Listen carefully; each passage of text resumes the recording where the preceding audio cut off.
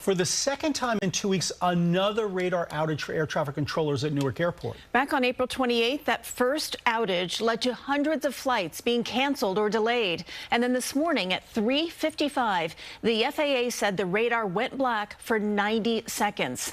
There are more than 370 delays, and the federal government is laying out a plan now to upgrade the system, but improvements, they say, will take months. Allie Bauman live at Newark with more on these ongoing issues. Allie. Christine and Dick, the flight schedules here were just starting to get back to normal after the outage last week, when another outage this morning set the progress back and stranded passengers all over again.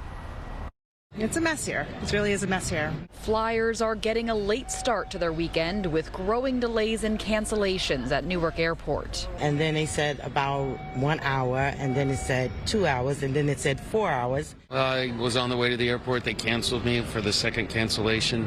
Now my flight's supposed to go at 9, and they said no, they think that one will probably be canceled as well. The Federal Aviation Administration says radar display and communications for Newark air traffic controllers went down at 3:55 a.m. Friday. The outage lasting 90 seconds. Our scope shift went black again.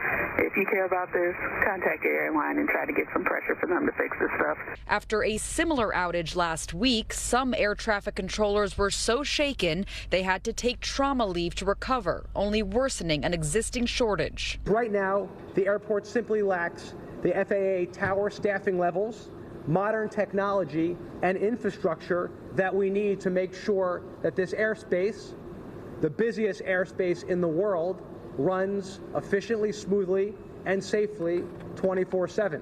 Thursday, Transportation Secretary Sean Duffy announced a multi-billion-dollar plan to upgrade the system nationwide, with 6 new air traffic control centers, upgrades to telecommunication systems at 4,600 sites, 2,500 new radios, and more than 600 replacement radars. He spoke about it Friday on CBS Mornings. It is well overdue in America, and I think what you've seen in Newark is you're having failings. And when you have the failings, you take a look at the whole system.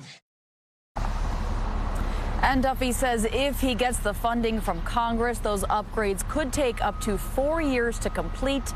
In the meantime, he says they will be installing new fiber wires to the Newark air traffic control system, which could be completed by the end of this summer. We're live from Newark Airport. Allie Bauman, CBS News, New York.